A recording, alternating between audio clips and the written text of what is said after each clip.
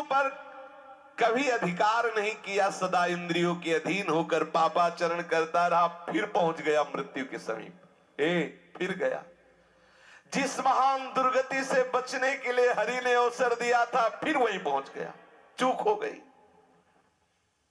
अब उस समय उसको जितने उसने पाप किए, भोग भोगे, वो सब एक साथ आकर्षित करते, ध्यान रखना, आकर्षित करते हैं। एक शब्द उच्चारण नहीं कर सकता, हृदय थर थर कांपने लगता है, श्वासों में कफ रुक जाता है, श्वासों में जाके अरे बहुत दुर्गति होती है, कफ रुक जाता है, ना तो नींद ले सकता है, ना तो भूल सकता है। कितने कितने भयानक कष्ट उसके ऊपर। स्त्री पुत्र नौकर चाकर सब उसकी अवहेलना करने लगते। वो बोलना चाहता, सुनो हमें प्यास लगी है, वो निकल गए, पास से निकल गए। बहु बेटे जिनको उसने बहुत प्यार से पाला, जिनके लिए अधर्म करके धन एकत्रित कर लिया, वो वहां नाश्ता पा रहे हैं, कई तरह के पदार्थ, और वो देख के ललचा रहा है, अगर कुछ बोले तो डांट खाए। और क्योंकि अब वो कहते हमको भी ना बोले, हमें तो ड्यूटी में जा, पड़े पड़े खांसता रहता, पा लेना कभी तू पा लेना, और अवहेलना करके निकल जाते हैं। और आजकल तो बहुत बढ़िया कृपा हो गई, घर में ही नहीं रखते, अनाथालय में छोड़ाते, वृद्धाश्रम में जाके कुछ रुपए जमा किए और ये ले वो कूड़ा करकट वहीं जमा करो। बेकार शोभा बेकार होती घर की। जो भगवत स्वरूप वयोवृद्ध है, जिनकी सेवा करना हमारा परम धर्म है, उनको हम अनाथालय में भेज देते हैं। हाँ, क्यों? अब हमारी सो खराब होता है ना, दरवाजे में बैठे खांसता रहता, थूकता रहता है। वीआईपी लोग हमारे मित्र हैं, ये वहीं तुम भी पहुंचोगे, वीआईपी वहीं पहुंचोगे। जो तुम अपने माता पिता बुजुर्गों का अपमान कर रहे हो, ठीक आप अपने लिए इंतजाम कर रहे हैं, अपने लिए इंतजाम कर रहे हैं। आहार विहार की भारी अंदर तृष्णा, बाहर कुछ है नहीं। परिवार के लोग डांटते हैं। हाँ, ये जवान बच्चे बूढ़े माता पिता को ऐसे डांटते हैं जैसे कोई बहुत घृणित नौकर से बात करता है, ऐसे चुप रहे, ऐसे डांट देते हैं। वो माता जिसने अपना वक्षा स्थल का दूध पिलाकर उसे बड़ा किया, जिसने उसे मल धोया, जिसने उसने अपने प्राणों की तरह पोषण किया, ठीक ऐसा जवाब देता है वही बालक जवान, उसका हृदय विदीर्ण हो जाता। मैंने तो आशा की थी ये कभी प्यार से और कभी पास बैठकर उनसे बात भी नहीं करता। वो भयंकर क्लेश में जलता है। जो जो उसने कर्म किए, वो कर्म उसके ऊपर हावी होते हैं। अब लंबी लंबी सांस ले रहा, असमर्थ हो गया, कोई उपाय नहीं दिखाई दे रहा। मृत्यु काल का समय आ गया। अब उसका दम घुटने लगा, शरीर कांपने लगा, बार बार मूर्छा होने लगी।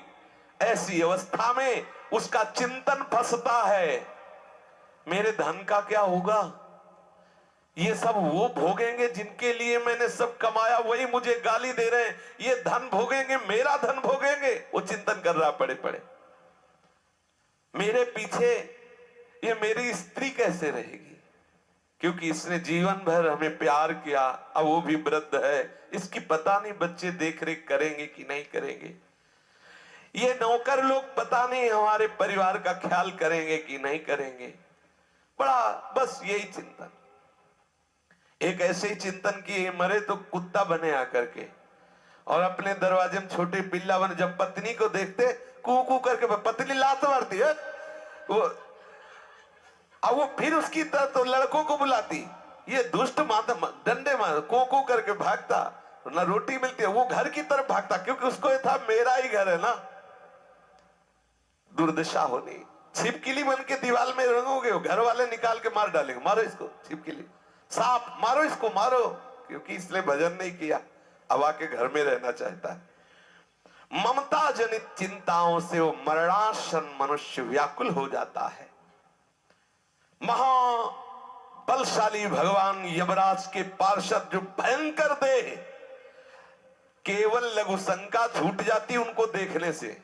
इतने भयंकर हैं यमदूत, ऐसे थोड़ी है, देखने से जब आके घुर्राते हैं तो लघु शंका छूट जाती है और घुरघुराहट शुरू हो जाती है। अब कभी भजन किया नहीं तो सर्व समर्थ श्री हरि प्रिया का याद नहीं आया, स्मरण नहीं आया, नहीं वो बचा लेते। आंखें उलट गई, तालु कंठ ओठ सूख गए, भीषण यंत्रणा, बार बार हाथ पैर पटकता है, कंठ रुक जाता है, श्वास की गति रुक गई, गले में कफ आके अटक गया और यमराज के दूत पिटाई शुरू किया, निकल बाहर इस घर से, मिला था ये शरीर तेरे को भजन करने के लिए, अपराध के अब चल, तुझे हम दिखाते हैं उसका परिणाम क्या होता है। अब वो बड़ा व्याकुल, यम किंकरों की मार से व्याकुल होकर प्राण निकलते हैं, ऐसे नहीं निकलते। मृत्यु के समय अपार कष्ट सहता हुआ वो प्राण त्यागता है। उस मनुष्य को जो धर्म विरुद्ध आचरण किए, पापाचरण किए, यमदूत पीटते हुए, नाना प्रकार की भयंकर यातना देते हुए, घुड़कते हुए, घसीटते हुए उसे ले जाते हैं यमपुरी, जहां से ले जाया जाता है गरम बालू, अग्नि और नुकीले यंत्र लगे हुए मार्ग में, घुस जाए पैर में, जलती हुई भयंकर उस यात्रा को घसीटते हुए पूर्ण करते हैं, न पानी न भोजन न मार, ऊपर से चल रही वो भयंकर नरकों की यंत्रणा को भोगता है।